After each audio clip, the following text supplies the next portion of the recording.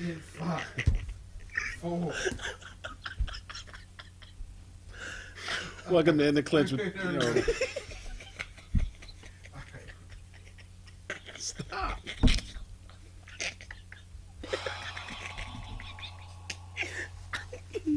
This motherfucker right here, he gonna say, "You blind motherfucker, you said fucking events." Because person. I said schedule after that, but you were too busy. We're recording. Let's go. It's over!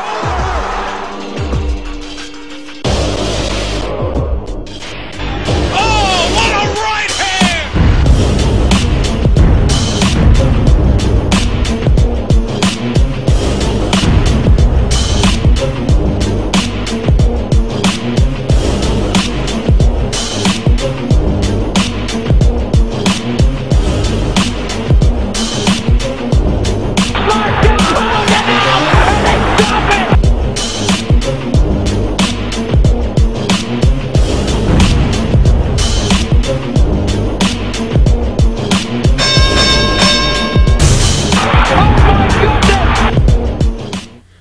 Welcome to InDaClinch with Chuck and D. I'm Chuck. And I'm D.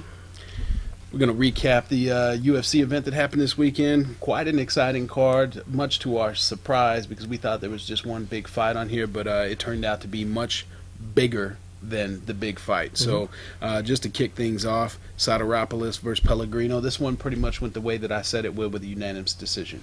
Yeah, I honestly thought that, Soteropoulos actually had a chance to submit this guy a couple of times throughout the match and wasn't able to. But I mean, all in all, it was a good fight. Really a technical fight too. We said they were both dogs, and they proved us right. They were both dogs. Definitely, in this fight. Definitely. Kurt Pellegrino, I think he could. He in some. I mean, at the end, you give him 20 seconds more. I mean, Soteropoulos is probably out of there. Yeah, I agree. I think he pressed the issue too late, but. The way it goes. Yeah. Stephan Bonnar versus Szynski. This luck of the draw. I absolutely luck. I'm sorry. Hey, Stephan Bonnar has a golden horseshoe stuck up his ass. I still think Stephan Bonnar needs to look for another place to fight, because I don't think the UFC is. It still wasn't an exciting fight, and to be honest with you, man, it seemed like bloody. Well, Christoph seemed like he just laid down in this fight too. Yeah, so. I mean. Not the Szynski we thought we were going to see. Right. I mean, I thought he was going to come out there and definitely, be the aggressor in this fight. Typical fight for Stephan Bonnar, bloody, which basically has kept him in the UFC to this point, because he bleeds and what was that? I mean, that face he was making afterwards too, man. It looked like he had some celery stuck in his teeth or something. I don't know. Yeah. This guy. Hey, TKO to Stephan Bonnar. You're a clown. TKO to Stephan Bonnar.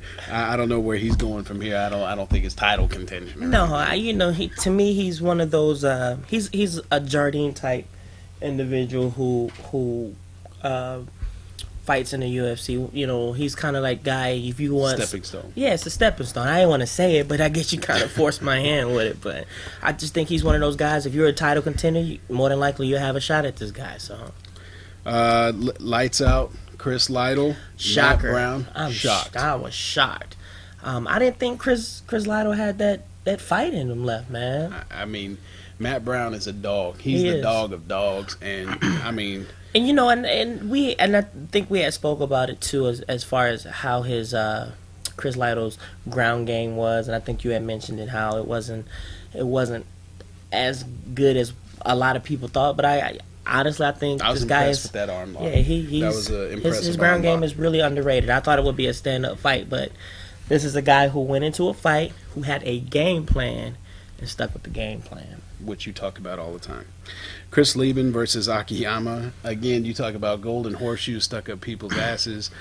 Chris Lieben on 2 weeks rest comes in and dominates Akiyama. And I give Chris Lieben a lot of credit. This guy, Chris Lieben, is a fighter. He is the epitome of a fighter. But in the same sense, man, Akiyama, I mean, that was a battle. Yeah. It's a good fight. It was a good back and forth fight. I just think Lieben, I didn't think he would have that much fire and tenacity in him going into a fight 2 weeks after you just fought. And I mean, he had the blue collar worker, And he finishes it with a choke. Yeah, he did finish it with a choke. So It's not a typical Chris Lieben finish. Right. So Chris Lieben looking good, maybe stepping up in the division. I still don't think he's ready to fight Anderson the Spider Silva again, at all, ever, again, ever, again, ever, again. ever. Man, I don't think I've ever seen a man I'm drop gonna to say a this. jab. The only guy to fight that cat 2 times was Franklin. And even going into the second fight, you could tell Franklin was like literally shitting his shorts. Oh, as soon as he grabbed him in the plume, Yeah. he was that dude was freaking out. So, I just think that right now, Chris Lieben, I don't think wants another fight with this guy. Biggest surprise of the night. For you? If I had told you, For you? no, but listen, if I had told you a week ago that Brock Lesnar was gonna choke out Shane Carwin, I wouldn't have believed it. I wouldn't have believed it. I wouldn't have believed it. I'd have bet you $100 that it would never happen. But that's exactly what Lesnar does. After getting rocked, I mean, Man, I thought he was one of the dummies in the ring. Like the punching dummies. I mean, Carwin caught him with an uppercut like I thought he would, and he rocked his ass. But I think Carwin hit the gas pedal a little too much and wasn't landing any effective shots on the ground. Anytime you got a head like Brock Lesnar, whose head is, this guy has a head like a Honda Civic, right? I mean, you hitting that guy in his head.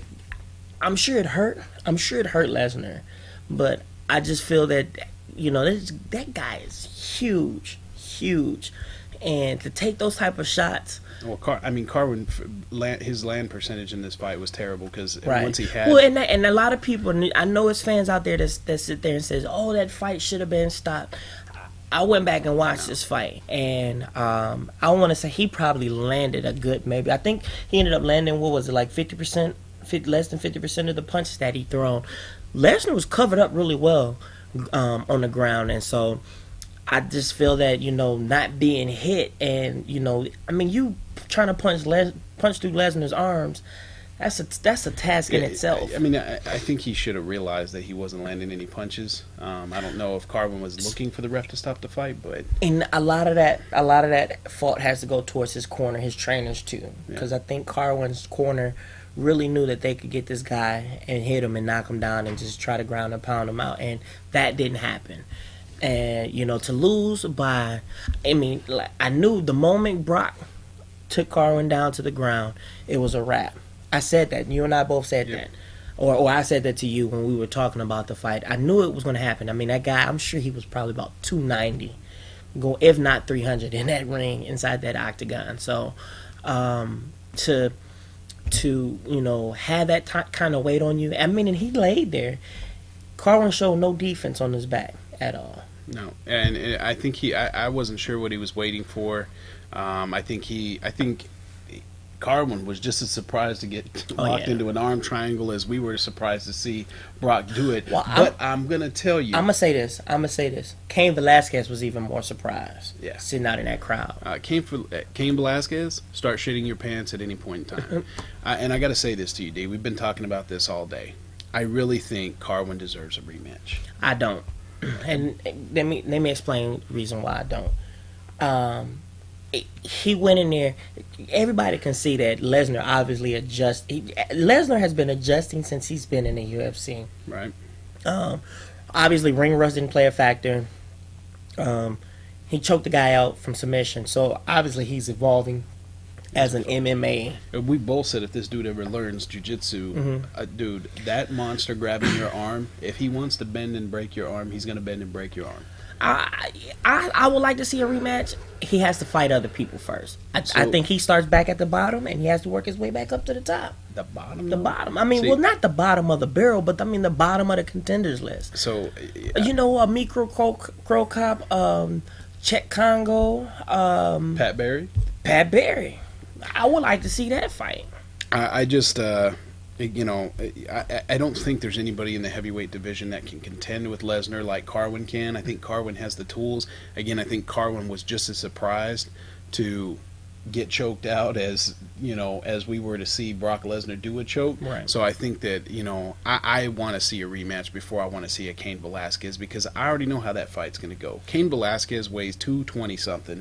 230. Well, sometimes speed can kill, and the speed and the athleticism of Cain Velasquez may it may win out. Okay, well, we'll have to continue this debate for another time. But that's all the time we have for now. Join us next week. We'll break down the next Strikeforce Series card that's happening July 23rd. But until then, I'm Chuck. And I'm D. And you were in the clinch.